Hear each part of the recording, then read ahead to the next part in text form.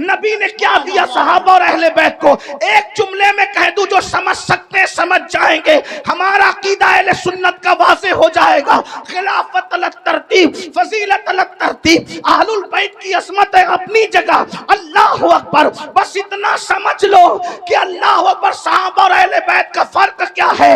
صحابی وہ ہے ابو بکر صدیق کی شکل میں جس کے کندھوں پہ نبی بیٹھتے ہیں۔ توجہ فرمائے، اگر جملہ دل میں اتر جائے تو دعا دینا۔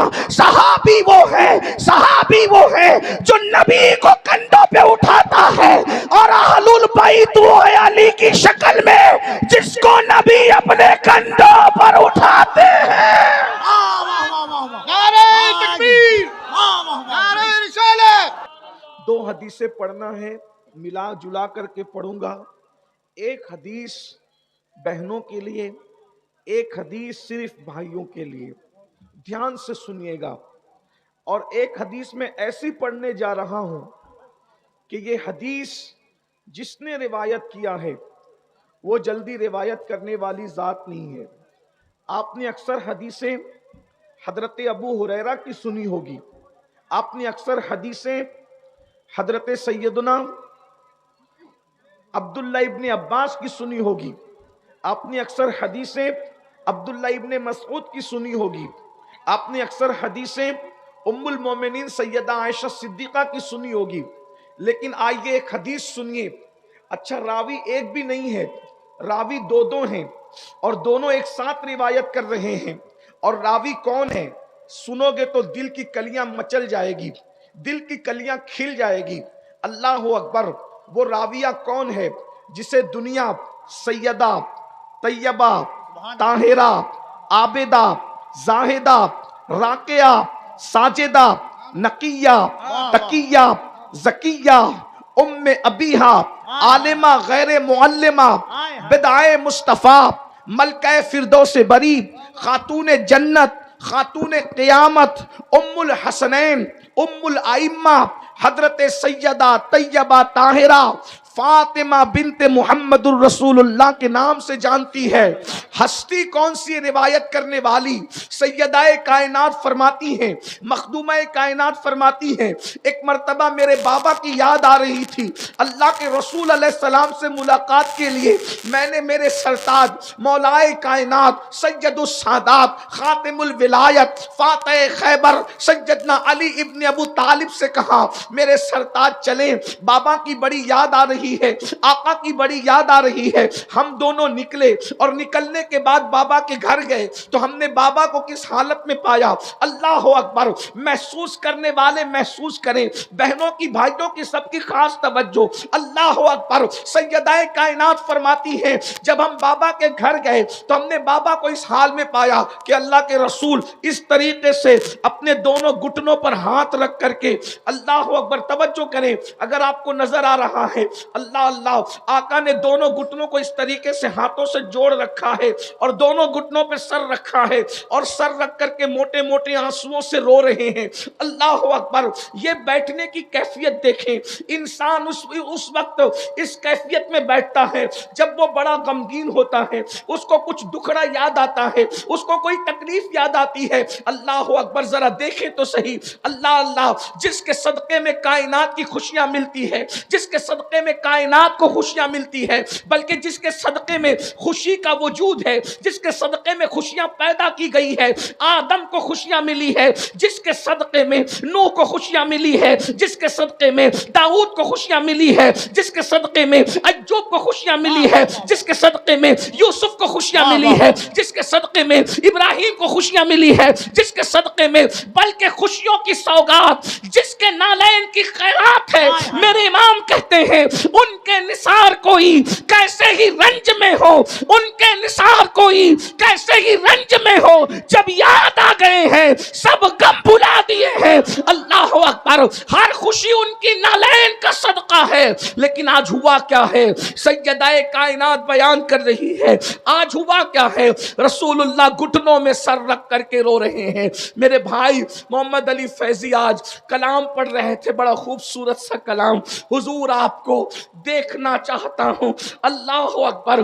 کتنی خوبصورت وہ آنکھیں ہیں جو مصطفیٰ جان رحمت کو دیکھتی ہیں, جو مصطفیٰ جان رحمت کو تکتی ہے, جو مصطفیٰ جان رحمت کا دیدار کرتی ہے. اللہ اکبر. خدا کرے یہ مکڑا, خدا کرے یہ جملہ, خدا کرے یہ مصرع حضور کی بارگاہ میں مقبول ہو جائے اور کبھی پردہ اٹھے اور ہمیں دیدار نصیب ہو جائے. یاد رکھنا یہ پڑھنا رسمی نہیں ہے. اگر آج بھی کوئی دل سے کہے حضور آپ کو دیکھنا چاہتا ہوں تو محفل سے اٹھے گا بعد میں, پہلے یار کا دیدار نصیب ہو جائے گا. اللہ اکبر. آپ سمجھتے کیا ہیں, کچھ لوگ ایسے بھی آپ کی محفل میں ہوتے ہیں, ادھر پڑھا جاتا ہے, ان کے جسم یہاں موجود ہوتے ہیں اور ان کی حاضری بیٹھے بیٹھے وہاں ہو جاتی ہے. اللہ اکبر. اور وہی لوگ اس جلسے کی کامیابی کا سبب ہوتے ہیں. بھائی کفیل کہتے ہیں کہ ہمارے آنے سے کامیابی ہوتی نہیں. اس مجمع میں ایسے بھی قلندر بیٹھے ہوئے ہیں جن کے آنسو پوری محفل کی ضمانت, مقبولیت کی ضمانت ہو جاتے ہیں. اللہ اکبر. لیکن دھیان سے سنو اللہ والو, اللہ اکبر. سیدہ کائنات فرما رہی ہیں حضور گھٹنوں میں سر رکھ کر رو رہے ہیں. حضور کے درد کو محسوس تو کرو. حضور کے عشق میں تڑپنے والوں, حضور کے عشق میں مچلنے والوں, ابھی مچل مچل کر ناپ پڑ رہے تھے. مجھے تمہارے مقدر پہ رشک آ رہا تھا. کتنے خوش نصیب ہو, اللہ نے اپنے محبوب کی محبت تمہیں دی ہے, حضور کا عشق تمہیں دیا ہے, حضور کی محبت تمہیں عطا کی ہے. لیکن حضور کے درد کو محسوس کر لو, اس لیے کہ وہ محب کیسا ہے جو اپنے محبوب کے درد کو نہ سمجھ سکے, وہ محب کیسا ہے جو اپنے محبوب کی تکلیف کو نہ سمجھ سکے. آؤ حضور کیوں رو رہے ہیں, حضور کے رونے کی وجہ کیا ہے, اور وہ بھی کیفیت کیا ہے. گھٹنوں میں سر ہے اور سر رکھ کر کے اس طرح رو رہے ہیں کہ آنسوؤں سے داڑھی شریف تر ہو گئی ہے. اللہ اکبر. سیدہ نے سلام کیا, مولائے کائنات نے سلام کیا, حضور نے سر اٹھایا, سیدہ کا استقبال کیا. اس لیے کہ میرے آقا کی عادت تھی, ہمیشہ میرے سرکار سیدہ کا استقبال کرتے تھے. یہ بات بھی کہہ دوں بنگال والو, اللہ اکبر. ایک ہی ہستی ہے جس کے لیے حضور بار بار سر و قد کھڑے ہوتے ہیں, وہ کوئی اور نہیں ہے, وہ صرف حسنین کی امی ہے جس کے لیے کونین کا مالک سید الانبیاء, سید المعصومین, سید الانبیاء, سید المعصومین سر و قد اٹھ کر کے کھڑے ہوتے ہیں. غور تو کیجئے, اتنے غم کی کیفیت میں بھی, حالانکہ ہمارے حضور غمگین نہیں, حضور علیہ السلام کے صدقے میں غم دور ہوتے ہیں, لیکن اس کیفیت میں بھی حضور اٹھ کر کے کھڑے ہوئے, سیدہ کو بوسے دیے. اللہ اکبر. سیدہ نے تڑپ کر کہا بابا کون سی چیز آپ کو رلا رہی ہے, کس وجہ سے آپ رو رہے ہیں. آقا اس طریقے سے رو رہے ہیں, تنہائی میں بیٹھ کر گھٹنوں پہ سر رکھ کر موٹے موٹے آنسوؤں سے رونے کی وجہ کیا ہے. تو میرے سرکار نے اپنی شہزادی سے کہا فاطمہ تم نے پوچھا ہے تو میں تمہیں بتاتا ہوں, میرے رونے کی ایک وجہ ہے. میں معراج پر گیا تھا, معراج پر جانے کے بعد جب میں نے جہنم کا مشاہدہ کیا, جب میں نے جہنم کو دیکھا تو جہنم کو دیکھنے کے بعد آج وہ جہنم کا منظر مجھے یاد آ گیا ہے, آج وہ جہنم کا منظر مجھے یاد آ گیا ہے. فاطمہ اسی منظر کو یاد کر کے میں رو رہا ہوں. میرے رونے کی وجہ یہی ہے کہ میں سوچتا ہوں کہ جو عذاب میں نے جہنم کا مشاہدہ کرتے وقت اپنی امت کے حوالے سے دیکھا ہے, میری امت اس کو کیسے سہ سکے گی, میری امت اس کو کیسے برداشت کر سکے گی. میں بطور مفہوم یہ بات پڑھ رہا ہوں. اللہ اکبر. تمہارے میرے رسول جہنم کے اندر امت پر ہوتے ہوئے عذاب کو دیکھ کر کے رو رہے ہیں. میرے بھائیو, گناہ کر کے قہقہے لگانے والوں, گناہ کر کے ہنسنے والوں, حضور کو جو چیز رلا رہی ہے وہ کیا ہے. اب ذرا دھیان سے سنو. اللہ اکبر. میرے آقا رو رہے ہیں. سیدہ سے کہا میں نے جہنم کا جب مشاہدہ کیا تو میں نے کیا دیکھا. اب ذرا آقا فرما رہے ہیں جو مشاہدہ حضور نے کیا, فرما رہے ہیں, فرمایا میں نے جہنم میں کچھ عورتوں کو، پہلے تو فرمایا میں نے سب سے زیادہ جہنم میں جن کو دیکھا وہ دو لوگ ہیں، ایک تو عورتیں ہیں اور نمبر دو کچھ غریب مرد ہیں، مفلس مرد ہیں۔ اللہ اکبر، اس کی تشریح اگر نہ کروں تو آپ الجھن میں پڑ جائیں گے۔ حضور نے غریب مردوں کو کیوں دیکھا؟ اس لیے کہ غربت کبھی کبھی انسان کو کفر تک لے جاتی ہے، غربت کبھی کبھی انسان کو چاپلوس بناتی ہے، غربت کبھی کبھی انسان کو چوری کرنے پہ مجبور کرتی ہے۔ بنگال والوں، اس لیے میری گزارش ہے غربت سے نکلنے کی کوشش کرو، غربت سے نکلو، مالدار بننے کی کوشش کرو، لیکن مالدار حلال سے بننے کی کوشش کرنا۔ اللہ اکبر، سود کے پیسوں سے مالدار نہیں بننا، چوری کے پیسوں سے مالدار نہیں بننا، لوگوں کا گبن کر کے مالدار نہیں بننا، محنت کر کے مالدار بنو، خوب ترقی کرو۔ اللہ اکبر، یاد رکھیے اللہ ستاروں کے آگے جہاں اور بھی ہے ابھی عشق کے امتحان اور بھی ہے، تو شاہی ہے، پرواز ہے کام تیرا، تیرے سامنے آسماں اور بھی ہے۔ میری قوم کے جوانوں یاد رکھنا، جتنے وقت میں موبائل کھیلتے ہو، گیم کھیلتے ہو، اتنا ٹائم بچا کر کاروبار میں لگاؤ۔ اللہ اکبر، لوگوں کا بوجھ اٹھاؤ، لوگوں پہ بوجھ نہ بنو۔ پھر میرے آقا نے ایک بات یہ بھی فرمائی، میں نے جہنم میں سب سے زیادہ مقرر لوگوں کو دیکھا، خطیب لوگوں کو دیکھا، اور ان کے ہونٹ آگ کی کینچی سے کاٹتے ہوئے دیکھا۔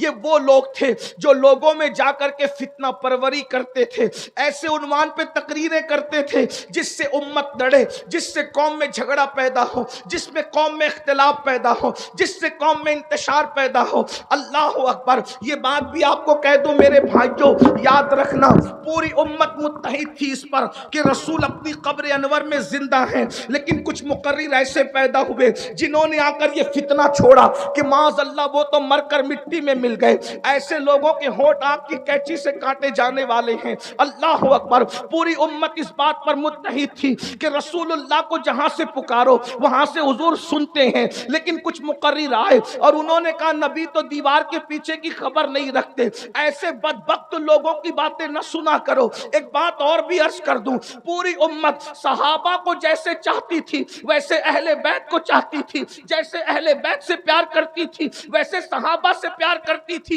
لیکن کچھ لوگوں نے فتنہ چھوڑا کہ معاذ اللہ یہ ایسے ہیں اور وہ ویسے ہیں۔ یاد رکھنا صحابہ ہماری ایک آنکھ ہے، اہل بیت ہماری دوسری آنکھ ہے۔ ہم جتنا پیار نبی کی آل سے کرتے ہیں اتنا پیار نبی کے اصحاب سے کرتے ہیں، جتنی عزت نبی کے اصحاب کی کرتے ہیں اتنی عزت نبی کے اہل البیت کی کرتے ہیں، اس لیے کہ ہمارے یہاں عزت کا معیار کسی کو تولنا نہیں ہے۔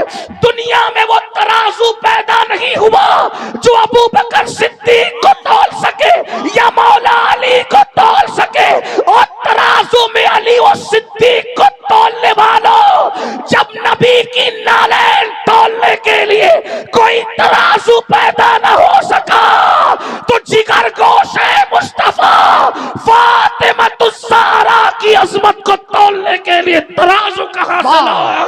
نعرہ تکبیر، نعرہ رسالت، عظمت صحابہ، عظمت اہل بیت۔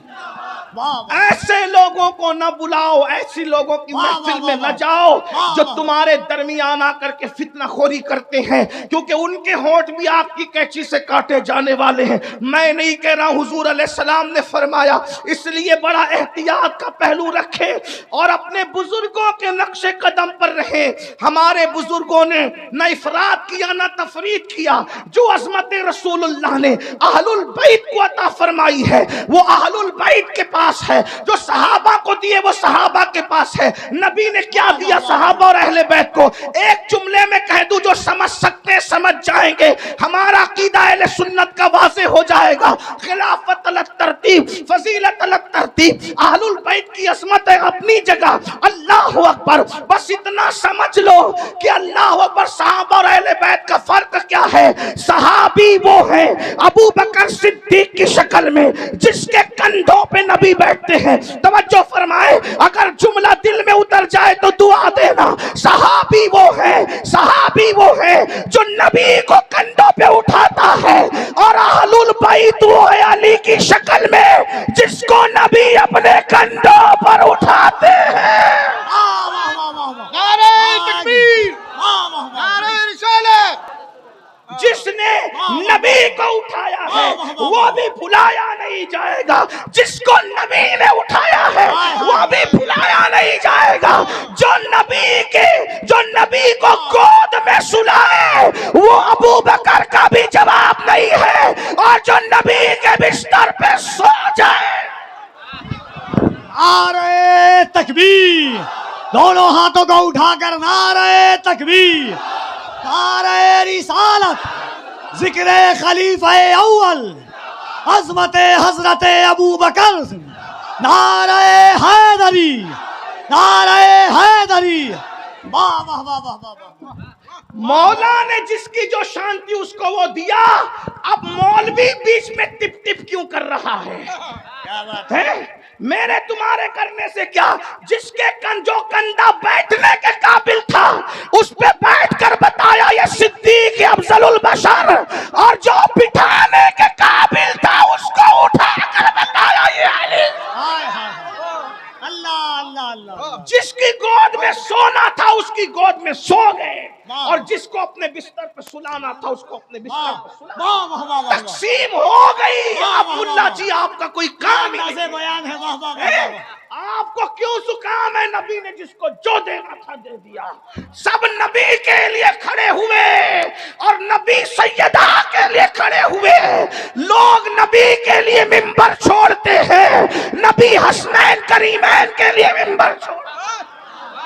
جس کو جو دینا تھا دے دیا. فضیلت الگ ترتیب, خلافت الگ ترتیب. یہ بس ہمارا. آج ہم عقیدے کے فیصلے کریں گے. عقیدے کے فیصلے تو 1450 سال پہلے ہو گئے. جس کو 14ویں صدی میں امام نے کہا تیرے غلاموں کا نقش قدم راہ خدا, وہ کیا بہک سکے جو یہ سراغ لے کے چلے, اور جنا بنے گی محبان 4 یار کی قوم. ہم ایک دو کو نہیں مانتے, ہم تو نبی کے چاروں یاروں کو مانتے ہیں, اور چاروں یار کو نہیں بلکہ نبی کے سب یاروں کو مانتے ہیں. اور جو 4 یاروں کو مانتا ہے اس کی قبر, وہ جنت میں جائے گا تب جائے گا, لیکن اس کی قبر بھی جنت بنے گی. اس کی قبر بھی جنت بنے گی.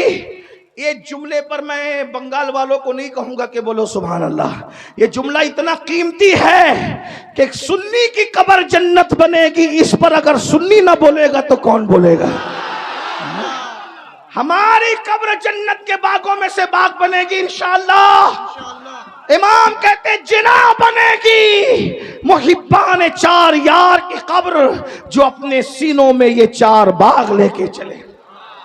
تو حضور علیہ السلام نے بہت کچھ دیکھا, لیکن جو دیکھا میں آپ کے سامنے پیش کر رہا ہوں. آقا فرماتے ہیں میں نے دیکھا جہنم کے اندر عورتیں کثرت سے ہیں, غریب مرد ہیں, مقرر لوگ ہیں, علم والے لوگ ہیں جو عمل نہیں کرتے تھے, جن کے بارے میں قرآن کہتا ہے لما تقولون ما لا تفعلون. اس سے زیادہ میں کیا کہوں. اللہ اکبر. پوری رات لوگوں کو کہا نماز پڑھو, فجر میں خود سو رہا ہے, ہونٹ کینچی سے کٹنے ہیں. اللہ اکبر. خدا اپنی پناہ میں رکھے. لوگ کہتے بہت آسان ہے مقرر ہونا. میں نے کہا بہت مشکل ہے مقرر ہونا, اس لیے کہ اللہ اکبر پبلک والا مقرر ہونا آسان ہے, اللہ والا مقرر ہونا بہت مشکل ہے. اور اللہ ہمیں اللہ والا بنائے, اس لیے کہ یہ دنیا ہے, یہ دنیا تو بھول جاتی ہے.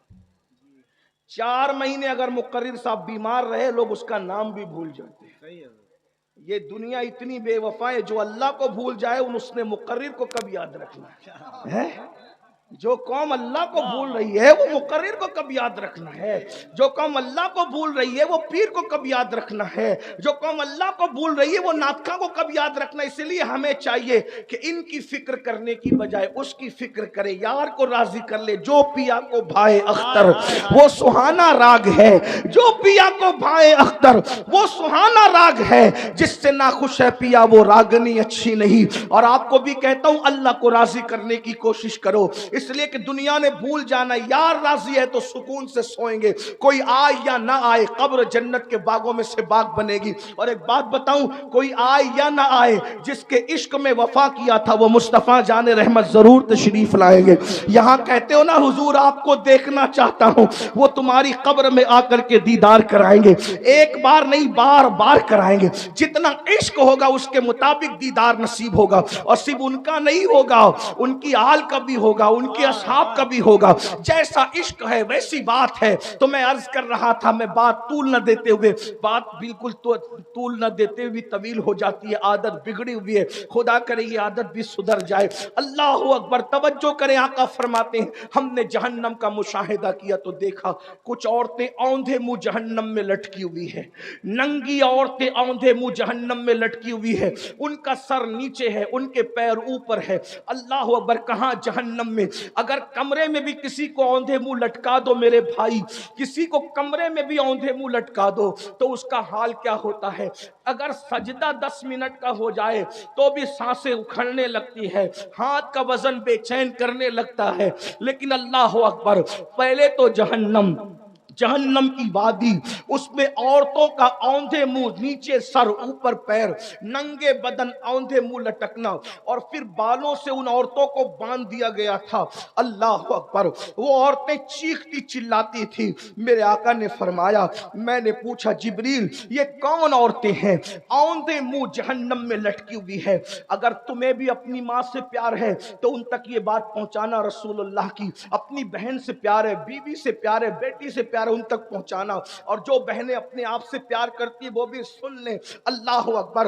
आका फरमाते हैं मैंने जिब्रील से पूछा, जिब्रील ये कौन औरतें हैं जो औंधे मुंह नंगी जहन्नम में लटकी हुई है? जिब्रील अमीन अर्ज़ करते, या रसूल अल्लाह सल्लल्लाहु अलैहि वसल्लम, ये आपकी उम्मत की वो औरतें हैं जो दुनिया के अंदर बेपर्दा रहा करती थी, दुनिया में बेपर्दा रहती थी, अजनबी मर्दों से बातें करती थी। और आका से अर्ज़ की, या रसूल अल्लाह ये शादी शुदा होने के बाद भी दूसरे मर्दों के साथ नाजायज ताल्लुकात कायम करती थी। 3 बातें बतौर मफ़हूम मैंने पढ़ा है। नंबर 1, बेपर्दा रहती थी। ऐ मेरी बहनों, आप इज्तिमा में आई हो, इस इस्लाह मुआशरा की महफिल में आई हो, ज्यादातर आप पर तवज्जो हम लोगों की नहीं होती, हम आपसे बात नहीं कर पाते, लेकिन आज खुसूसी ये एक बात मैं आपसे करना चाहता हूँ। खुदा के लिए अपने आप से प्यार कर लो। जहन्नम में औरतें इसलिए जाएगी कि उन्होंने पर्दा नहीं किया होगा, वो बेपर्दा रहती होगी। एक बात आपको बताऊं मेरी बहनों, किसी मर्द के सामने आपको बेपर्दा जाने की इजाजत नहीं है। आपका जो महरम है, भाई है, बाप है, यानी जो आपके रिश्तेदार हैं, हकीकी रिश्तेदार, उनके सामने तो आप चेहरा खोल सकती है। बाकी आपका देवर, देवर से भी पर्दा करना फर्ज है, ससुर उससे भी पर्दा करना फर्ज है, जेठ उससे भी पर्दा करना फर्ज है। बढ़ के अगर आप बुरा ना माने तो एक बात कह दूं, अल्लाह अकबर, चूंकि आप हक वाले लोग हैं अब इसलिए मैं कह दूं, पीर से भी पर्दा करना फर्ज है। आप अपने पीर के सामने भी बेपर्दा नहीं जा सकती, मस्जिद के इमाम के सामने भी बेपर्दा नहीं जा सकती, काफिरों के सामने तो हरगिज नहीं जा सकती। और बड़ी बात कह दूं, तुम अपने नबी के सामने भी बेपर्दा नहीं जा सकती। अल्लाह अकबर। मेरे आका अलैहिस्सलातु व तस्लीम ने औरतों को पर्दे का हुक्म दिया। बल्कि एक बात आपको और बताऊं, अल्लाह अकबर, यहाँ मेरे भाई लोग बैठे हुए हैं, अगर अपनी बहन को, अपनी बीवी को, अपनी माँ को, अपने घर की औरतों को जहन्नम से बचाना है तो इनको पर्दे का पाबंद बनाओ, अपनी बच्चियों को पर्दे का पाबंद बनाओ। याद रखना, यहाँ आकर के लोगों को थोड़ी बेचैनी होती है, यार औरतों को पर्दे की बात क्यों कही जाती है, और लोग हमें इंटरनेट पर ताना भी देते हैं, ये कैसे मुसलमान है अपनी औरतों को पर्दे का हुक्म देते हैं। एक बात कहूं, ایک بات کہوں، ہمارے یہاں عورتوں کے لیے پردے کا حکم اس لیے ہے کہ ہم عورت کو جتنی شکلوں میں جانتے ہیں اس کی ہر شکل جنت ہے. یعنی وہ پیدا ہو تو بیٹی کی شکل میں ہے تو وہ ماں باپ کے لیے جنت ہے. وہ جوان ہو کر کے شوہر والی ہو جائے، نیک بیوی شوہر کے لیے جنت ہے. وہ ماں بن جائے تو ماں بننے کے بعد اس کے قدموں میں جنت سمٹ آتی ہے. فرمایا الجنت تحت اقدام امہاتکم، کہ جنت تمہاری ماؤں کے قدموں کے نیچے ہے. اور یاد رکھنا جنت جو ہے وہ بتانے کی چیز نہیں ہے، جنت چھپانے کی چیز ہے. جنت کو جنت اسی لیے کہتے ہیں کہ وہ چھپا دی گئی ہے. جن کو جن اس لیے کہتے ہیں کہ وہ چھپی ہوئی مخلوق ہے. جن اور جنت کا مادہ ایک ہی ہے، تو جو جنت ہوگی وہ چھپی ہوئی ہوگی. ہمارے یہاں عورت کا دوسرا نام جنت ہے، اس لیے ہم عورت کو چھپا کر کے رکھتے ہیں. اللہ نے اپنی جنت بھی جو آسمانوں پر ہے وہ چھپا کے رکھی ہے. ہمارے یہاں عورت زمین کی جنت ہے، ہم نے اس کو بھی چھپا کر کے رکھا. دنیا دکھائی جاتی ہے، جنت نہیں دکھائی جاتی. جنت چھپی ہوئی. جنت کو جنت اسی لیے کہتے ہیں، اہل علم جانتے ہیں جنت کو جنت اسی لیے کہتے ہیں کہ وہ چھپی ہوئی ہے. سنو میری بہنوں، آج کل تو عورتیں کسی کے بھی ساتھ بیٹھتی ہیں، کسی بھی کے بھی سامنے بے پردہ جاتی ہیں. یاد رکھنا یہ بھولا پن چھوڑو، پردے کے پابند بنو. دیور سے بھی پردہ، جیٹ سے بھی پردہ، خالہ زاد بھائی سے بھی پردہ، چچا زاد بھائی سے بھی پردہ، ماموں زاد بھائی سے بھی، سب سے پردہ کرو. ایک مرتبہ کسی نے پوچھا، امام ابن الجوزی اس حدیث کو لائے ہیں، توجہ سے سنو. پوچھا یا رسول اللہ، کیا کوئی عورت کسی اجنبی مرد کے ساتھ کہیں بیٹھ سکتی ہے؟ کسی اجنبی مرد کے ساتھ کہیں بیٹھ سکتی؟ آقا نے فرمایا نہیں، کوئی عورت اکیلے کسی مرد کے ساتھ نہیں بیٹھ سکتی. تو پوچھنے والے نے پوچھا یا رسول اللہ، اگر وہ عورت نیک ہو اور جس کے ساتھ بیٹھے وہ مرد بھی نیک ہو، دونوں نیک ہو، تو دونوں نیک لوگ ایک کے ساتھ بیٹھ سکتے دوسرے کے ساتھ؟ اب آقا کا جواب سنو. آقا فرماتے ہیں اگر کوئی عورت مریم کی طرح نیک ہو، جملے پہ توجہ کریں، حضور کی حدیث. لوگ کہتے ہیں مجھے میری بیٹی پہ بڑا فخر ہے. تیری بیٹی مریم ہے؟ کون ہے تیری بیٹی میرے بھائی؟ مجھے میری بیوی پہ بڑا اعتماد ہے. کیا ہے تیری بیوی مریم ہے؟ استغفر اللہ. سنو، جس کی شان میں قرآن کی 3 صورتیں بیان ہو رہی ہے وہ سیدہ مریم حضرت عیسیٰ کی امی. آقا فرماتے ہیں اگر مریم کی طرح نیک عورت ہو اور یحییٰ کی طرح نیک مرد ہو اور دونوں اکیلے بیٹھنا چاہے تو میں دونوں کو اکیلے بیٹھنے کی اجازت نہیں دے سکتا. ہے کوئی یحییٰ جیسا نیک مرد؟ ہے کوئی مریم جیسی نیک عورت؟ جب ان کو اکیلے بیٹھنے کی اجازت نہیں ہے تو یاد رکھنا بیٹیوں، اگر اپنے آپ کو جہنم سے بچانا ہے پردے کی پابندی کرو. ابھی آپ لوگ اہل البیت کی بات پہ بڑا ناز کرتے ہو، کرنا بھی چاہیے، لیکن میں سوچتا ہوں یا اللہ، سیدہ فاطمہ کا ذکر کتنا سنتے ہو، کتنا سنتے ہو، کتنا سنتے ہو، مچلتے ہو، اپنے آپ کو ان کا غلام کہتے ہو، ان کی کنیز کہتے ہو، لیکن کیا یہ بھول گئے سیدہ پاک سیدہ فاطمہ الزہرا نے اپنے بچوں سے بھی اپنے سر کے بالوں کو چھپایا؟ ایک دن کسی نے امام حسن یا امام حسین سے کہا تھا، حضرت امام حسین کی بات مجھے یاد آتی ہے، حسین تیری ماں بہت نیک تھی. توجہ کرنا، تیری ماں بہت نیک تھی. امام حسین کی آنکھوں میں آنسو تھے. کہا تو نے سچ کہا، میری ماں کے وصال کے وقت میں صرف 7 سال کا بچہ تھا، لیکن اس عمر میں بھی میں نے اپنی ماں کے سر کے بالوں کو کبھی نہیں دیکھا. 7 سال کا بچہ ہے بیٹا، کہتے ہیں کہ میں نے اس عمر میں بھی اپنی ماں کے سر کے بالوں کو نہیں دیکھا. یہ ہوتا ہے پردہ. اللہ اکبر. پھر میرے آقا صلی اللہ علیہ وآلہ وسلم کی کنیزوں، آج یہ بھی ہو رہا ہے کہ لڑکیاں اجنبی مردوں سے تعلق بنائیں. استغفر اللہ. یہاں کی لڑکیاں ایسے نہیں ہیں، بڑے شہروں میں ایسا ہوتا ہے فلموں کی وجہ سے، سیریلوں کی وجہ سے. لیکن ویکسین کے طور پہ یہ بات میں کہہ رہا ہوں، ٹیکہ لگاتے نا بیماری سے پہلے، اس کے طور پہ کہہ رہا ہوں، اگر یہ دنیا کے اندر عورتیں پاک دامن ہو جائیں، کسی مرد کی مجال نہیں ہے ہے کہ وہ کسی عورت پر ڈورے ڈالے, کسی عورت کو بہکائے. عورتیں پھسل رہی ہے اسی لیے مرد جو ہے وہ ناجائز تعلقات میں قائم ہو رہے ہیں. اور لڑکوں کو بھی کہہ دوں 16 17 سال کی عمر میں لڑکیوں سے ناجائز دوستی کر کے زنا کے اڈوں پر جانے والوں, زنا کرنے والوں, بدکاری کرنے والوں, سن لو یہاں تک فرمایا گیا ہر گناہ کی سزا مرنے کے بعد ملتی ہے, ہر گناہ کی سزا مرنے کے بعد ملتی ہے. زنا اور ماں باپ کی نافرمانی دو ایسے گناہ ہیں جس کی سزا دنیا ہی میں ملتی ہے. ماں باپ کا غدار جب تک دنیا میں ذلیل نہیں ہوگا اس وقت تک موت نہیں آئے گی, اور زانی جب تک دنیا میں ذلیل نہیں ہوگا اس وقت تک اس کو موت نہیں آئے گی. بزرگوں نے یہاں تک فرمایا جو دنیا میں زنا کرتا ہے اس کی نسلوں تک اللہ عذاب کو باقی رکھتا ہے, اس کی نسلیں تڑپائی جاتی ہے, اس کی نسلیں سسکیاں لیتی ہے. بلکہ یہاں تک بزرگوں نے فرمایا زانیوں کی نسل میں اندھے, لنگڑے, لولے, عیبی اولاد پیدا کی جاتی ہے تاکہ ان کو تڑپایا جائے. حالانکہ ہر زانی جس کے گھر میں لنگڑی لولی اولاد پیدا ہو اس کو زانی مت سمجھنا, اس پہ شک نہیں کرنا, کیونکہ 98% لوگوں کے گھر میں بطور سزا اولاد عیبی پیدا ہوتی ہے اور 2% لوگوں کے گھر میں بطور امتحان پیدا ہوتی ہے. وہ فیصلہ میں اور آپ نہیں کر سکتے. اس لیے میرے بھائیوں گندی فلمیں دیکھ کر, گندی پکچریں دیکھ کر اپنے آپ کو بدکاری کی طرف نہ لے جاؤ. اللہ کے رسول صلی اللہ علیہ وآلہ وسلم کے فرمان کا مفہوم ہے پوری امت کو جتنا عذاب ہوگا اس کا آدھا عذاب زنا کرنے والوں کو ہوگا جو شادی شدہ عورتوں کے ساتھ زنا کرتے ہوں گے. میرے آقا علیہ الصلوۃ والتسلیم فرماتے ہیں جہنم کی آگ کا بنا ہوا کرتا زانیوں کو پہنایا جائے گا, جہنم کی آگ کا بنا ہوا کرتا زانیوں کو پہنایا جائے گا 2 لمحے کی لذت کے لیے, 2 منٹ کی لذت کے لیے. اللہ اکبر, کتنا دردناک عذاب ہے. کاش لوگ توبہ کرتے, کاش لوگ استغفار کرتے. میرے بھائی آدھے گھنٹے کا سیریل ہماری زندگی نہیں ہے, 3 گھنٹے کی فلم ہماری زندگی نہیں ہے. اپنے آپ کو برباد نہ کرو. اللہ کے سچے رسول فرماتے ہیں جہنم میں پہاڑ ڈالے جائے تو پہاڑ بھی پگھل جائیں. جس جہنم میں پہاڑ پگھل جائیں گے اس جہنم میں میرا آپ کا کیا بنے گا, ہماری ہڈی پچھلیوں کا کیا بنے گا. یہ کسی مولوی صاحب کا قول نہیں, کسی مفتی صاحب کا قول نہیں, کسی شیخ الحدیث صاحب کا قول نہیں, کسی جلسے کے نقیب اور خطیب کا قول نہیں. یہ تمہارے اور میرے سچے رسول کا فرمان ہے.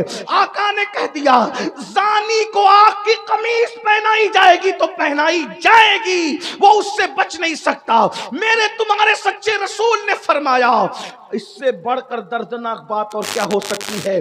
اگر حدیث میں نہیں آتا تو میں بیان کرنے کی ہمت نہیں کرتا. آقا فرماتے جنہوں نے دنیا میں زنا کیا ہوگا, زنا دنیا میں زنا کیا ہوگا, ان کی شرمگاہوں پر جہنم کی آگ رکھ کر دہکائی جائے گی. کتنا کمزور مقام ہے. اللہ اکبر. اس کمزور مقام پر جب جہنم کی آگ دہکائی جائے گی کیا بنے گا. یہ دنیا ہی سب کچھ ہے, دنیا کی لذت ہی سب کچھ ہے. اے میری قوم کے جوانوں, یہ جوانی ختم ہو جائے گی. 16 سال سے جوانی شروع ہوتی ہے, 40 سال پہ جوانی 50 سال پہ ختم ہو جاتی ہے. یہ جوانی جانے کے لیے آتی ہے. ہمیشہ جوانی کی بہاریں نہیں رہے گی, ہمیشہ یہ ابھرے ہوئے گال نہیں رہیں گے, ہمیشہ یہ خوبصورت آنکھیں نہیں رہے گی. یہ نرم نرم بالوں پر جو گھمنڈ کرتے ہو, جو بار بار انگلیوں سے بال کو سنوارتے ہو, بڑھاپے میں یہ نرم بال سخت ہو جائیں گے. اور سن لو, اللہ اکبر, عظمت قرآن و سنت محفل میں آنے والوں, علامہ ابن رجب حنبلی لکھتے ہیں جو جوانی میں پاپ کرتے ہیں, جو جوانی میں جرائم کرتے ہیں, جو جوانی میں گناہ کرتے ہیں, اللہ ان کو اتنا دردناک بڑھاپا دیتا ہے کہ اس بڑھاپے میں اتنے وہ ذلیل ہوتے ہیں اگر وہ کسی سے بھیک مانگتے ہیں بھیک تو کوئی ان کو بھیک بھی نہیں دیتا. وہ بستر میں چادروں میں منہ چھپا چھپا کر کے روتے ہیں. وہ رات کو تارے گن گن کر رات گزارتے ہیں. راتوں کی تاریکی میں جوانی میں پاپ کرنے والوں کو اللہ بڑھاپے میں نیند چھین لیتا ہے, سکون کی نیند چھین لیتا ہے.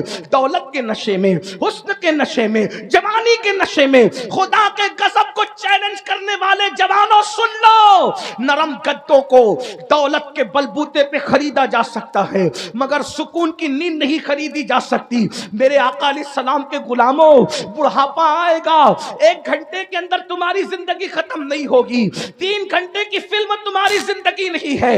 ابن رجب حنبلی کہہ رہے ہیں جس نے جوانی میں پاپ کیا ہوگا اتنا دردناک بڑھاپا آئے گا کہ راتوں کو تارے گنے گا، اس کو نیند نہیں آئے گی، تڑپے گا اس کو نیند نہیں آئے گی، وہ موت مانگے گا اس کو موت نہیں آئے گی، لوگوں سے بھیک مانگے گا اس کو بھیک نہیں ملے گی، بستر میں منہ چھپا چھپا کے روئے گا۔ بڑھاپے میں تو دوست بھی ساتھ چھوڑ دیتے ہیں، ارے دوست کیا بیوی بھی منہ نہیں لگاتی بڈھوں کو بڑھاپے میں۔ کوئی بوڑھا اس کو نہ سمجھے کہ میں اس کو ذلیل کرنے آیا ہوں، یاد رکھنا جوانی میں پاپ سے بچو، جوانی میں جرائم سے بچو، کوئی دیکھے نہ دیکھے اللہ دیکھ رہا ہے اور بڑھاپا آنے والا ہے، اور اگر آج سے پہلے کسی نے زنا کیا، گندی فلم دیکھی، گندی پکچر دیکھی، گانوں میں اپنا وقت ضائع کیا، اللہ کو منا لو، اللہ کو راضی کر لو، خدا کو راضی کر لو۔ اپنی بہنوں سے بھی کہتا ہوں میری بہنوں سچی توبہ کر لو، اپنے آپ کو بدل دو، اس لیے کہ ابن رجب حنبلی کہتے ہیں، بس گفتگو اینڈ کی طرف، ابن رجب حنبلی کہتے ہیں، کیا کہتے ہیں ذرا سنیے۔ ابن رجب حنبلی کہتے ہیں کہ علامہ ابن طیب تبری نام کے بزرگ تھے، 100 سال کے ہو گئے تھے، 100 سال کے، 100 سال کی عمر میں بھی وہ بالکل فٹ تھے اور جوان تھے، جوان۔ کسی نے کہا آپ 100 سال میں بھی فٹ اور جوان ہو؟ انہوں نے کہا ہاں۔ راز کیا ہے؟ کہا راز یہ ہے کہ میں نے اپنی جوانی کو گناہ سے بچایا، اللہ نے مجھے بڑھاپے سے بچا لیا۔ میری بہنوں کسی کے چکر میں نہ آؤ، زنا سے بچو، بدکاری سے بچو، بے پردگی سے بچو۔ آپ سے بھی کہتا ہوں آج گندی فلموں کی وجہ سے جوان زنا کی طرف جا رہے۔ آخری روایت جو میں نے کہا تھا پڑھنے کے لیے وہ دوسری روایت پڑھوں، توجہ سے سننا، تھوڑی طویل ہے، غور سے سنو۔ توبہ کرو، نماز چھوڑی توبہ کرو، زنا کیا توبہ کرو، گانے سنے توبہ کرو، بدکاری کی توبہ کرو، عورتوں سے بے پردہ ملاقاتیں کی توبہ کرو، توبہ کرو، بدلو، پلٹو، اللہ کی طرف پلٹو۔ اللہ پاک کی بارگاہ میں جو توبہ کرے اللہ اس کو معاف کرتا ہے۔ بہت دھیان سے سننا، غور سے سننا، توبہ کیا چیز ہے، کیسے کیسوں نے توبہ کیا، اللہ نے اس کو قبول کیا۔ توبہ کرنے والوں کو اللہ نے عزت دی، اللہ نے شہرت دی، اللہ نے مقام دیے، بلکہ فرمایا ان اللہ یحب التوابین ویحب المتطہرین۔ اللہ توبہ کرنے والوں کو اپنا محبوب بنا لیتا ہے، اللہ پاک رہنے والوں کو اپنا محبوب بنا لیتا ہے۔ میرے بھائیوں گناہ سب سے ہوتے ہیں، برائیاں سب سے ہوتی ہیں، لیکن اللہ اپنے بندوں سے 70 ماؤں سے زیادہ پیار کرتا ہے، اللہ اپنے بندوں سے کروڑوں ماؤں سے زیادہ پیار کرتا ہے۔ ہم سے کوئی اتنا پیار نہیں کر سکتا جتنا اللہ پیار کرتا ہے، اللہ اپنے بندوں سے بہت پیار کرتا ہے۔ ایک دن میں نے سوچا اللہ کتنا پیار کرتا ہے، بتاؤں کتنا پیار کرتا ہے۔ اللہ اکبر، میں کوئی شاعر تو نہیں لیکن کبھی کبھی میں کلام لکھتا ہوں ٹوٹے پھوٹے انداز میں۔ میں بیٹھا ہوا تھا، میری موجودگی میں ایک صاحب میرا کلام توڑ پھوڑ کر پڑھ رہے تھے، میری آنکھ میں آنسو آ گئے کیونکہ میں نے اس سے کچھ سیکھا۔ جو صاحب نعت خواں توڑ پھوڑ کر میرا کلام پڑھ رہے تھے الٹا سیدھا، تو مجھے اس سے عبرت ہوئی۔ میں نے سوچا جس کلام کو میں نے بنایا ہے اس کے ساتھ کوئی چھیڑ چھاڑ کرے تو مجھے اتنی تکلیف ہوتی ہے، کیونکہ یہ کلام لکھنے والا میں ہوں، میری شاعری سے چھیڑ چھاڑو تو مجھے اتنی تکلیف ہوتی ہے۔ مجھے تو میرے اللہ نے بنایا ہے، اگر کوئی میرے ساتھ چھیڑ چھاڑ کرے، جب مجھے اپنے بنائے ہوئے کلام سے اتنا پیار ہے تو اس کو اس کی بنائی ہوئی مخلوق سے کتنا پیار ہوگا، کتنی محبت ہوگی۔ اللہ اکبر، غور فرمائے۔ اور ہر شاعر کا یہ حال ہے، اسی لیے اچھے شاعر کسی ایرے گہرے کو اپنا کلام نہیں دیتے، وہ اچھے نعت خواں کا انتخاب کرتے ہیں، آواز اچھی ہو، انداز اچھا ہو، تلفظ اچھا ہو۔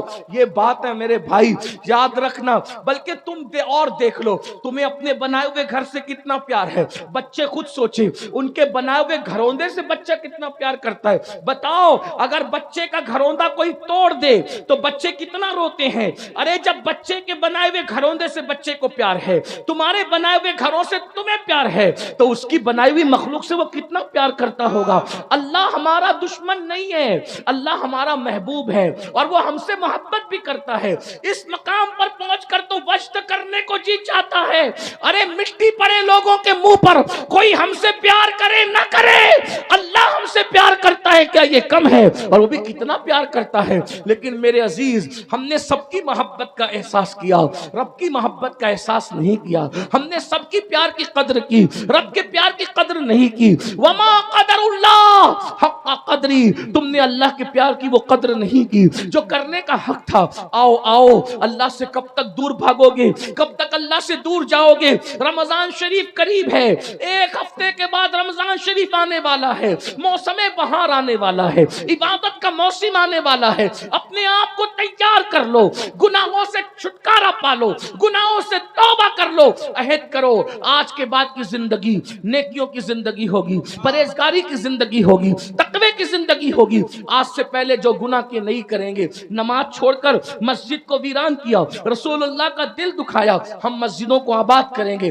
مسجدوں میں نماز پڑھنے جائیں گے, تراویح بھی پڑھیں گے, 20 رکعت پوری پڑھیں گے, پوری نمازیں پڑھیں گے. رمضان شریف جس کو مقبول مل گیا وہ جنتی ہو گیا, اس کی نجات ہو گئی. اس لیے رمضان شریف میں عبادت ضرور کرنا, سارے روزے ضرور رکھنا. اگر نہیں رکھو گے حضور کو تکلیف ہوگی, حضور رنجیدہ ہوں گے, حضور ناراض ہوں گے. اللہ اکبر. آئیے وہ دوسری حدیث جو پڑھنی تھی اب میں آپ کے سامنے پیش کر رہا ہوں. حضور اللہ اکبر کیسے کریم ہے, ان کا رب ان سے بڑا کریم ہے. اللہ اکبر. سنیے سنیے, گناہ سے توبہ کرو, توبہ کے دروازے کھلے ہوئے ہیں. بلکہ ایک بات مجھے یاد آئی, ایک مرتبہ امام حسن بصری نے کہا تھا لوگو توبہ کرو.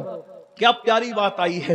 حسن بصری نے کہا تھا لوگو توبہ کرو, لوگو توبہ کرو. اور پھر کہتے ہیں اللہ کے دروازے پہ دستک دیتے رہو, دستک دیتے رہو, دستک دیتے رہو, کبھی نہ کبھی اس کا دروازہ کھل ہی جائے گا. پردے کے پیچھے عورتیں بیٹھ کر کے تقریر سن رہی تھی, واز سن رہی تھی. ایک بوڑھی کانپتی ہوئی آواز آئی, حسن ہوش کرو کیا بول رہے ہو, حسن ہوش کرو کیا بول رہے ہو, حسن ہوش کرو کیا بول رہے ہو. اللہ اکبر. حسن بصری چپ ہو گئے تو بوڑھی آواز آئی, حسن تم کہتے ہو اللہ کے دروازے پہ دستک دیتے رہو, کبھی نہ کبھی کھل جائے گا. حسن مجھے یہ تو بتا دے, تو کہہ رہا ہے کہ کھل جائے گا, مجھے یہ بتا کہ اس نے دروازہ کب بند کیا ہے. کھلتا وہ ہے جو بند ہوتا ہے, اس کا دروازہ تو کبھی بند ہی نہیں ہوتا. سارے بادشاہ دروازے بند کر لیتے ہیں, اس کا دروازہ کبھی بند نہیں ہوتا. ہر دروازے پہ دربان ہے, اللہ کے دروازے پہ کوئی دربان نہیں ہے. جو چاہے اس کے دروازے پہ صدق دل سے آ جائے, جو اس کے دروازے پہ آ جاتا ہے اللہ اس کو اپنا بنا لیتا ہے. ہر دروازے کا حال یہ ہے, امیر غریب میں فرق ہے, کالے گورے میں فرق ہے, ان پڑھ پڑھ لکھے میں فرق ہے, نیک اور بد میں فرق ہے. تنہا میرے اللہ کا در ہے, جہاں کوئی فرق نہیں ہے, جو آتا ہے اپنا بنا لیا جاتا ہے. دنیا کی ہر عدالت کا دستور ہے, دنیا کی ہر عدالت کا دستور ہے کہ اگر آپ جرم قبول کر لو, میں قاتل, میں چور, میں یہ, میں وہ, تو ہر عدالت تمہیں سزا دیتی ہے.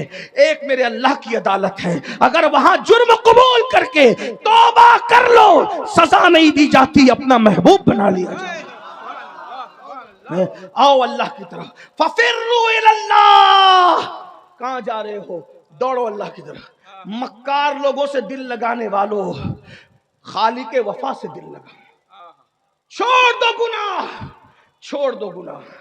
جہاں گناہ ہے وہاں فنا ہے, چھوڑ دو گناہ. حدیث سنیے, اس کے راوی بھی انوکھے راوی ہیں. آج انوکھے راویوں کی روایت پیش آ رہی, جو جلدی روایت نہیں کرتے ان کی روایتیں یاد آ رہی ہے. کون ہے؟ رسول اللہ کے دوسرے جانشین, غیظ المنافقین, امام المجاہدین سیدنا عمر ابن خطاب اس حدیث کے راوی ہے. ہائے ہائے ہائے, راوی فاروق اعظم رضی اللہ تعالیٰ عنہ. میرے ماں باپ قربان. کون فاروق اعظم؟ جبریل علیہ السلام کہا کرتے تھے اگر میں 1000 سال کی عمر لے کر آؤں اور عمر کی فضیلت بیان کروں تو 1000 سال کی عمر ختم ہو جائے گی, عمر کی فضیلت ختم نہیں ہو سکتی. ہاں, اب وہ فاروق اعظم روایت کرتے کہ میں حضور سے ملنے گیا. سن لیجئے, اللہ کو منانا کتنا آسان, سب سے آسان اللہ کو منانا ہے. میں تقابل نہیں کر رہا ہوں لیکن آپ کو منانے کا طریقہ بتا رہا ہوں. اللہ والے بن جاؤ. بہت بڑا نصاب نہیں اللہ والے بننے کا. اس کے در پہ آ جاؤ یہ کہہ کہ میں برا ہوں, بس رو گڑ گڑاؤ, اپنا بنا لیتا ہے. اللہ جتنی جلدی اپنا بناتا ہے کوئی نہیں بناتا, اور اللہ ایک بار جس کو اپنا بناتا ہے پھر اس سے رشتہ نہیں توڑتا. اللہ کی شان ہے وہ کسی سے رشتہ نہیں توڑتا. ہاں ہاں, وہ کیا کہتا ہے, وَإِذَا سَأَلَكَ عِبَادِي, دیکھو ہائے حضور سے کہتا ہے وَإِذَا سَأَلَكَ عِبَادِي عَنِّي فَإِنِّي قَرِيبٌ. اے میرے محبوب, لوگ میرا پتہ پوچھتے ہیں نا آپ سے, توجہ ہے, اے میرے حبیب, سب کی قدر کی, اللہ کی قدر نہیں کی. بہت معافی کے ساتھ, بہت معافی کے ساتھ. میں لوگ مجھے سمجھتے ہیں میں پیروں کی برائیاں کر رہا ہوں. لعنت ہو اس شخص پہ جو پیروں کی برائیاں کرے, سچے پیروں کی برائیاں.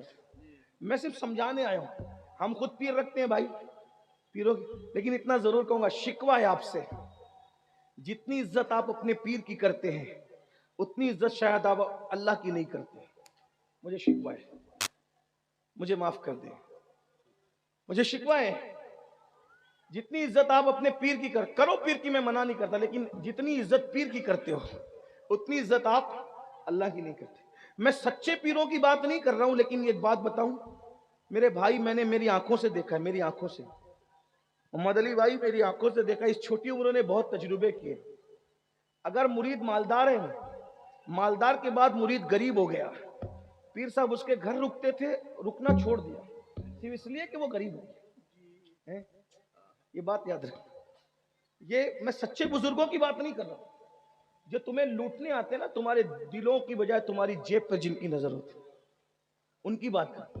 لیکن تم اللہ سے زیادہ, وہ اللہ جس نے تمہیں زندگی دی, سب کچھ دیا, اس سے پیار کرنے کی بجائے اس سے زیادہ پیار آپ اپنے پیر سے کہیں کر رہے ہو. آپ دلیل سن لیں. اگر میں مجرم ہوں آپ مجھے سزا دیں, میں بہت سادہ آدمی ہوں, میں کوئی محقق مفکر علامہ کچھ بھی نہیں. میں غوث پاک کے در کا فقیر, بے ہنر فقیر, ان کی بارگاہ کا سگ, بے ہنر سگ, سگے سگانے آل محمد, میری کوئی اوقات نہیں. لیکن اپنے پیر سے جتنی محبت کرتے اتنی اللہ سے نہیں کرتے. اگر آپ کے پیر نے یہ چادر دے دی, چلیں سمجھ لو میں آپ کا پیر ہوں نہیں, لیکن سمجھانے کے لیے کٹہرے میں خود کو کھڑا کروں گا تو کسی کو اعتراض ہی نہیں ہوگا, ہے نا, ہم ہی سب سے برے ہیں. یہ چادر میں نے کسی کو دے دی, توجہ, یہ چادر مجھے یقین ہے تم پر, یہ چادر تم سر پہ رکھو گے. چومتے ہیں لوگ اس چادر کو, ہم اس سے منہ ہاتھ پوچھتے ہیں لیکن لوگ چومتے ہیں. ان کی محبت ہے, ان کی محبت ہے. دے دوں ٹوپی, دے دوں امامہ, دے دوں. کچھ لوگ تو بغیر اجازت کے میرا امامہ لے کے بھاگ جاتے, ٹوپی بھی لوگ لے کے. ایک جگہ میں گیا الہ آباد میں, میرے سر کا امامہ بھی لے گئے, ٹوپی بھی لے گئے, میرے جوتے بھی لے گئے. پیار اتنا ہے, مجھے ناراضگی نہیں ہوئی. حتیٰ کہ میری آستین پھاڑی, آستین پھاڑ کر بھی لے گئے. میں کوئی مبالغہ نہیں کر رہا ہوں, الہ آباد والے گواہ, وہاں سید بادشاہ رہتے ہیں, سید نجیب, اور ان کو سید صدام کہتے ہیں. اس وقت مصر میں ازہر میں پڑھ رہے ہیں, انہوں نے بلایا تھا. اتنا پیار کرتے ہیں. میں منع نہیں کر رہا ہوں, مجھے کوئی شکوہ نہیں ہے. مسافہ صرف کرنے کے لیے, چھونے کے لیے ناخن تک مارے, یہ بھی کرتے ہیں لوگ, کرتے ہیں. مجھے کوئی شکوہ نہیں, اس پہ بھی شکوہ نہیں, چلیے آپ کا پیار ہے. لیکن مجھے شکوہ اس پر ہے, یہ تم کیا کر رہے ہو.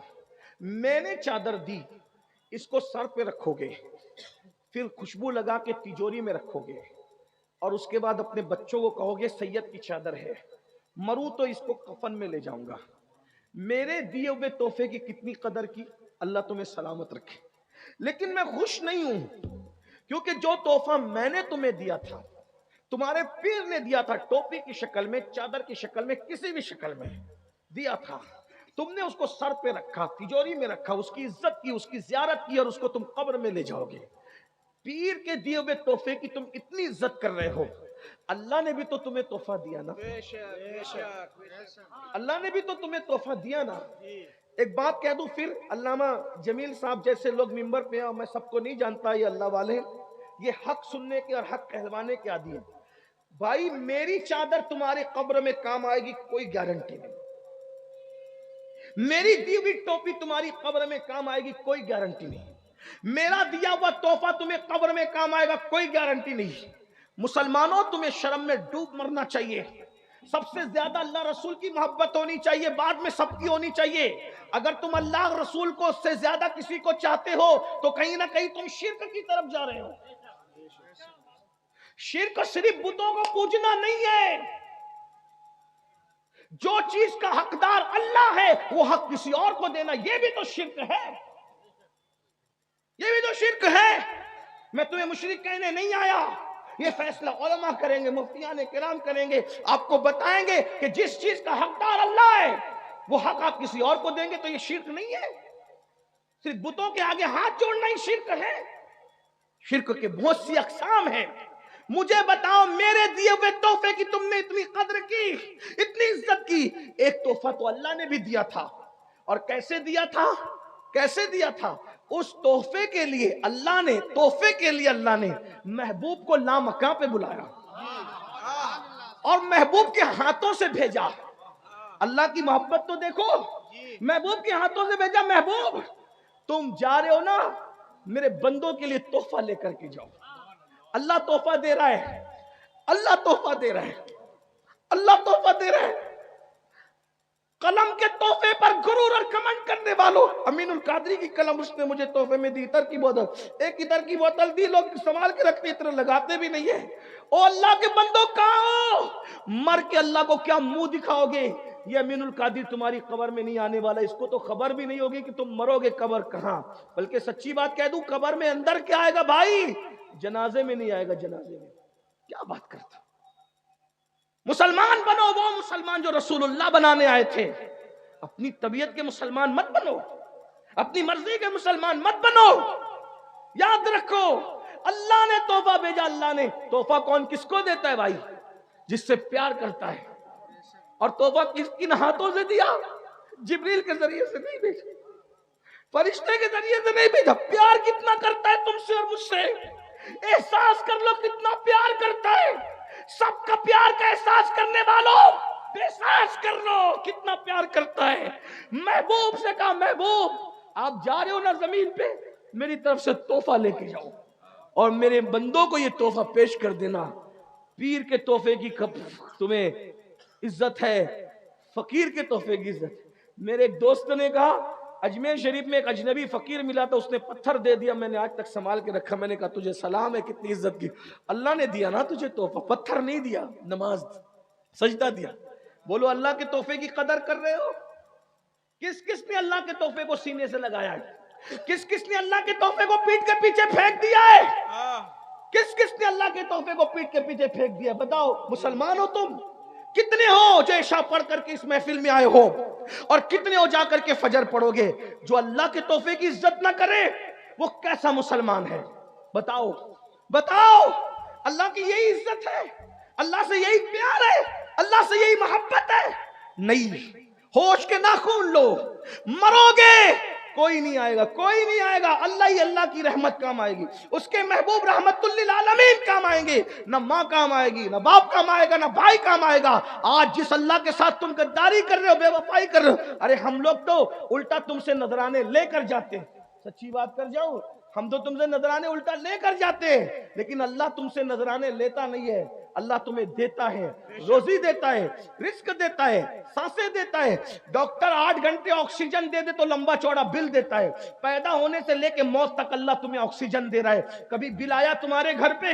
یہ ناک اس نے بنائی، یہ سر اس نے بنائے، یہ کان اس نے بنائے، یہ جوانی اس نے دی، ماں کے پیٹ میں خوبصورت شکل اس نے بنائی۔ اگر چوہا، کتا، بلی، سور بنا دیتا، اللہ سے لڑنے جاتے، اللہ سے سوال کرتے کون کیا کر لیتا اللہ کا؟ اللہ اس سمجھ، وہ بے نیاز ہے، اس نے سور نہیں بنایا، اس نے کتا نہیں بنایا، اس نے چوہا نہیں بنایا، اس نے چپکلی نہیں بنایا، انسان بنایا انسان، اور انسان بنا کر بھی فرعون نہیں بنایا، نمرود نہیں بنایا، حمان نہیں بنایا، انسان بنا کر بھی مشرک نہیں بنایا، کافر نہیں بنایا، مومن بنایا۔ مومن بھی موسیٰ علیہ السلام کی قوم کا مومن نہیں، عیسیٰ علیہ السلام کی قوم کا مومن نہیں، یوسف علیہ السلام کی قوم کا مومن نہیں۔ مومن بھی بنایا تو کس کی قوم کا؟ سید الانبیاء کی قوم کا، حضور کی امت کا۔ اتنے احسانات، صلہ کیا؟ غداری، واہ واہ، بے وفائی، بے وفائی۔ اسی لیے جلسے رکھتے ہو کہ جلسے میں رات بھر بیٹھو گے، صبح اٹھ کر پھر اللہ سے بے وفائی کرو گے۔ اللہ کے تحفے کی کیا قدر ہے بتاؤ؟ بہت معافی کے ساتھ اگر اللہ کے تحفے کی عزت نہیں کرے اس کو پیٹ کے پیچھے پھینک دیا ہے، اللہ تمہیں جہنم میں پھینک دے گا، کوئی نہیں بچا پائے، کوئی نہیں بچا پائے گا۔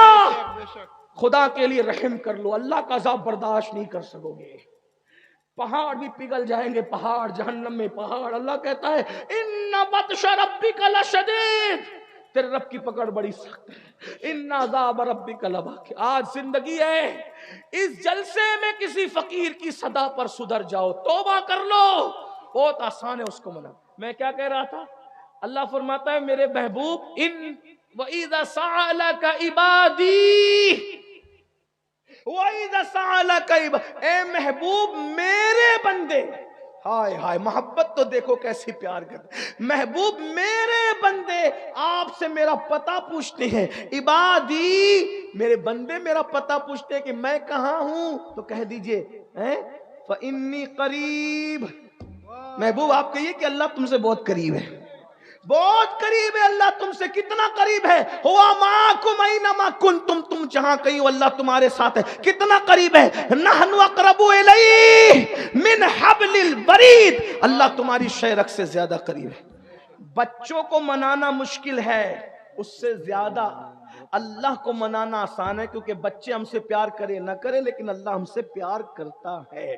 سیدنا فاروق اعظم کہتے ہیں میں حضور کے گھر جا رہا تھا، میں نے حضور کے دروازے پہ دیکھا کہ ایک بندہ ہے جو اپنے سر پہ خاک ڈال رہا ہے، ایک بندہ ہے جو اپنے سر پہ خاک ڈال رہا ہے، حضور کے دروازے پہ رو رہا ہے، رو رہا ہے، رو رہا ہے، اپنے سر پہ خاک ڈال رہا ہے، رو رہا ہے، رو رہا ہے۔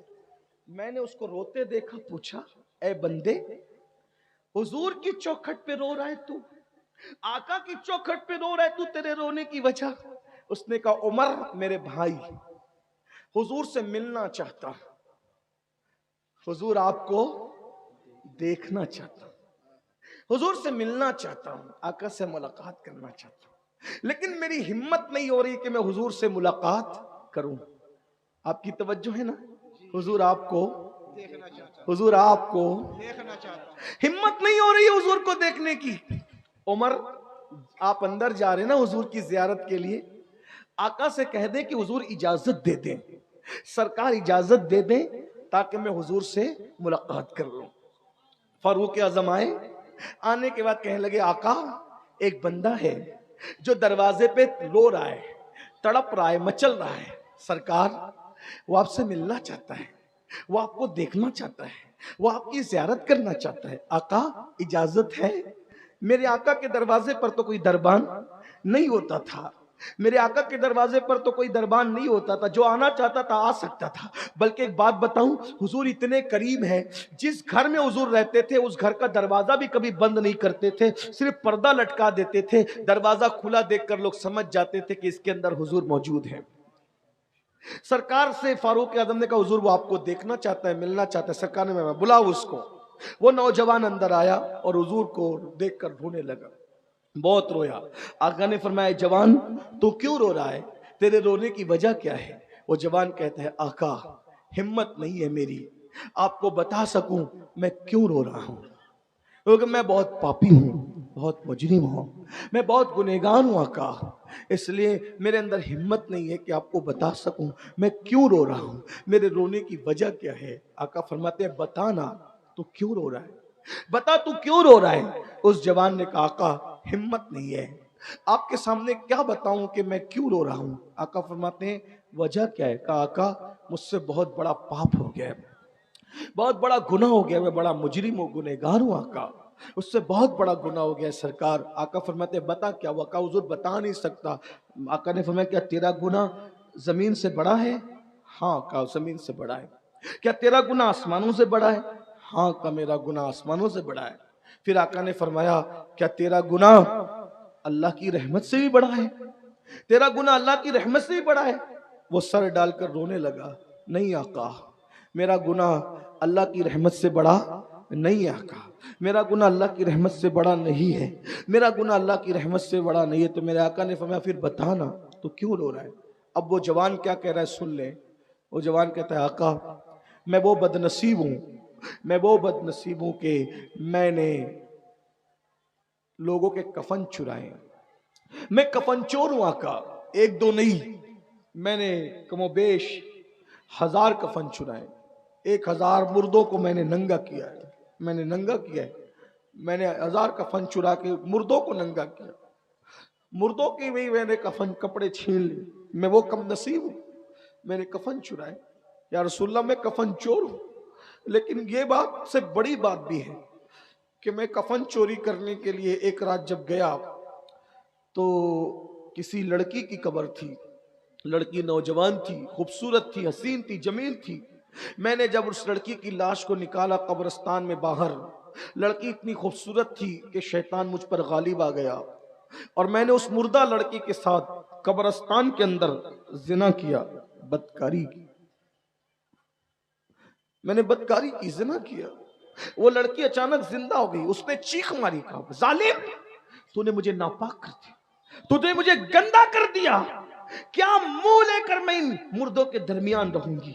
اللہ تجھے کبھی معاف نہ کرے، اللہ تجھے کبھی معاف نہ کرے۔ اس نے بد دعا دی، اللہ تجھے کبھی معاف نہ کرے، تیری مغفرت نہ کرے آقا۔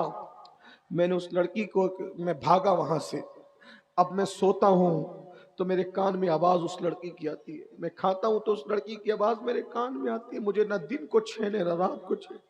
حضور میں توبہ کرنا چاہتا ہوں، میں نے بہت پاپ کر لیے، میں نے مردہ کے ساتھ بدکاری کر لی، آقا میں کیا کروں؟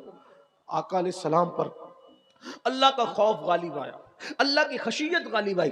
حضور علیہ السلام نے کہا اے جوان تو جلدی سے باہر نکل، تو یہاں جلدی سے یہاں سے چلا جا، جلدی سے چلا جا، مجھے ڈر لگتا ہے کہیں تیری وجہ سے آسمان سے آگ نہ برس پڑے، اللہ کا عذاب نہ نازل ہو جائے تیری وجہ سے، جا جلدی سے جا۔ تو وہ جوان چلا گیا، رو رہا ہے، اللہ مجھے معاف کر دے، اللہ مجھے معاف کر، اللہ مجھے معاف کر دے، میں نے کیا کر لیا۔ ایسے میں ایک دن 40 دن گزر گئے اس طرح روتے روتے۔ اس نے ایک دن آسمان کی طرف سر اٹھایا، اگر اللہ اگر تو مجھے معاف نہیں کر سکتا اور میرا گناہ تیری رحمت سے بڑا ہو گیا ہے تو مجھے ایسے عذاب میں مبتلا کر، نہ مجھ سے پہلے کسی کو ایسا عذاب دے، نہ میرے بعد کسی کو ایسا عذاب دے، اور میرا گناہ تیری رحمت سے بڑا نہیں ہے اور ہرگز نہیں ہے، تیری رحمت بہت بڑی ہے۔ سبقت رحمتی علی غضبی، میری رحمت میرے غضب پہ سبقت لے گئی ہے۔ اللہ تیرا وعدہ ہے نا کہ تیری رحمت تیرے غضب پہ سبقت لے گئی ہے، تیری رحمت بہت وسیع ہے، کسی کا بھی گناہ تیری رحمت سے بڑا نہیں ہو سکتا، تیری رحمت بہت بڑی ہے، تو پھر مجھے معاف کر دے، مجھے معاف کر دے، اور تیرے محبوب کو بتا دے کہ تو نے مجھے معاف کر دیا ہے۔ اتنا کہنا تھا، سر پہ خاک ڈال کر کے رو رو کر کہتا ہے مجھے معاف کر دے، اور تیرے محبوب کو بتا دے کہ تو نے مجھے معاف کر دیا۔ اتنا کہنا تھا کہ بلبل سدرا جبریل امین آئے، اور آنے کے بعد رسول اللہ کو سلام کیا، اور سلام کے بعد عرض کرتے ہیں یا رسول اللہ وہ جو جوان آیا تھا، وہ جوان آپ نے اس کو کیوں نکال دیا؟ آقا فرماتے جبریل اس نے کتنا بڑا پاپ کیا، کتنا بڑا گناہ کیا، مجھے ڈر لگا اس کی وجہ سے کہیں آگ نہ برس پڑے، پتھر نہ برس پڑے، اللہ کا عذاب نازل نہ ہو جائے، اللہ اکبر، اس لیے میں نے نکال دیا۔ جبریل اس کا گناہ کتنا بڑا ہے، اس کا پاپ کتنا بڑا ہے؟ جبریل امین کہتے ہیں یا رسول اللہ مگر اللہ آپ سے کہتا ہے کہ اللہ نے آپ کے صدقے اس کو معاف کر دیا ہے، اس کی توبہ کو قبول کر لیا ہے، اس کو بلائیے، اللہ نے اس کو بخش دیا ہے۔ آقا خوشی سے روتے ہوئے کہتے ہیں کیا اللہ نے اس کو معاف کر دیا؟ جبریل کہتے ہیں یا رسول اللہ صرف اسی کو معاف نہیں کیا، اللہ نے وعدہ کیا ہے اس سے بڑا بھی کوئی پاپ اور جرم کرے اور آپ کے وسیلے سے معافی مانگ لے، توبہ کرے، تو اللہ کا وعدہ ہے اللہ اس کی بھی مغفرت فرما دے گا، اللہ اس کی بخشش فرما دے گا۔ اے میری قوم کے جوانوں، تم میں یقیناً لوگ گنہگار ہیں، لیکن اس سے بڑا کوئی گنہگار نہیں ہوگا، کسی نے ایسا نہیں کیا ہوگا۔ آؤ جو کچھ کیا ہے، ماں باپ کو ستایا ہے، نمازیں چھوڑی ہے، بدکاری کی ہے، گندی فلمیں دیکھی ہے، سب سے توبہ کر کے اپنے اللہ کو منا لو، دو ندامت اور شرمندگی کے آنسو پیش کرو، میرا اللہ مان جائے گا۔ بہنوں سے بھی کہتا ہوں توبہ کرو، آج کے بعد نئی زندگی کا آغاز کرو۔ اللہ تعالیٰ سب سے پہلے مجھے آپ سب کو عمل کی توفیق عطا فرمائے۔ گفتگو کے درمیان اگر کوئی غلطی ہو تو اللہ تعالیٰ معاف کر دے۔ استغفر اللہ ربی من کل ذنب واتوب الیہ وما علینا الا البلاغ۔ السلام علیکم ورحمۃ اللہ۔